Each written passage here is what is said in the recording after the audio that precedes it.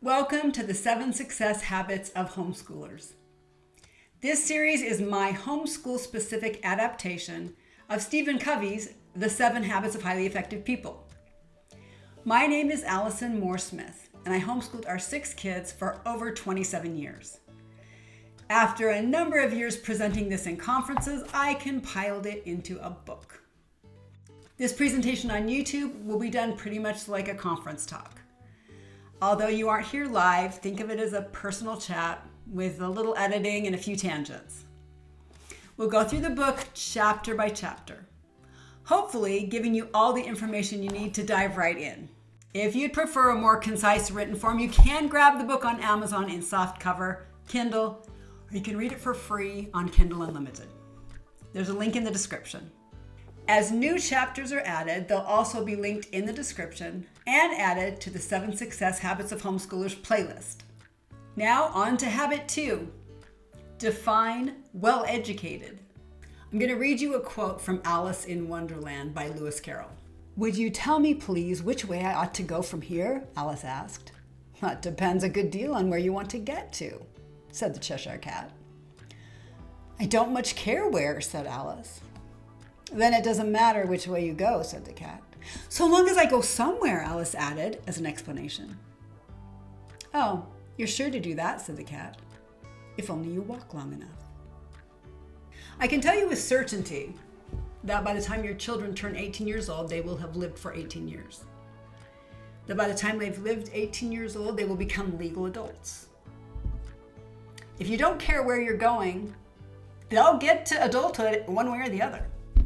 And if you don't know where you're going or don't have a plan for where you're going, they'll still end up being adults. So I would ask you to define what you mean if you say, "I want my child to be well educated." As the parent, I'm starting with you, especially if your children are young. What does success look like to you? Do you want your children to go to college? Do you want them to go to a really good college? Do you want them to be good parents, to be faithful adults, to be solid citizens? Do you want them to get a good job and provide for their families?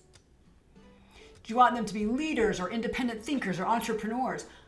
What do you think success looks like?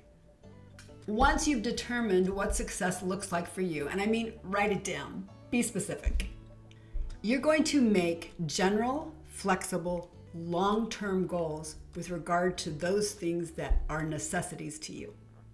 General, flexible, long-term, so that you can determine how to reach success in a way that is easily personalized to your child.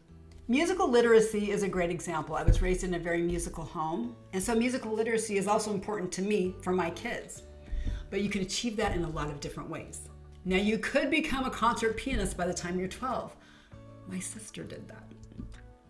But is that really for everyone? Does that really suit everyone? Do you really want to impose that on every one of your children? That's a possible path, but what about the expectation for a child to learn to play an instrument to some level of proficiency? Or perform in an orchestra or band? Or sing in a choir? Or learn to read music? Or study composers? Or study different eras of music? Years ago, I had a conversation with a mom who said she hated science and didn't want to teach it. And I said, "You hate science?" And she said, "Yes, I hate science." And I said, "You hate all science?" She said, "What do you mean?" I said, "Well, you hate biology, you hate chemistry, you hate physics, you hate marine biology."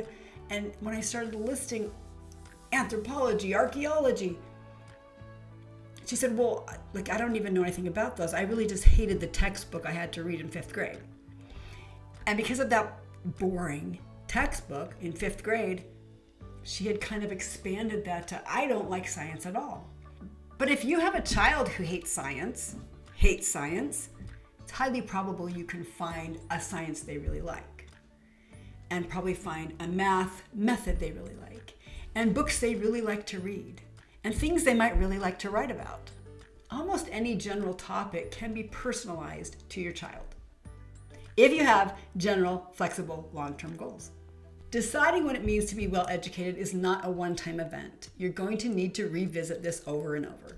Are you still on course to meet the original goal, or does the goal need to be adjusted? Are there better ways to reach the same goal? Do you even have the same goal? Do you even care about the thing you thought was so important before, now that you've had more experience? And as your child gets older, does your child have a brain? Does your child have preferences?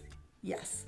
So as your child gets older and they're exposed to more things, you can ask for more and more input about what they learn and how they learn it. What does education mean to you and your family? What knowledge or skills or outcomes do you hope to see by the time your children become adults? Please share your thoughts. I'll see you in the next installment. Habit 3, organize and prioritize.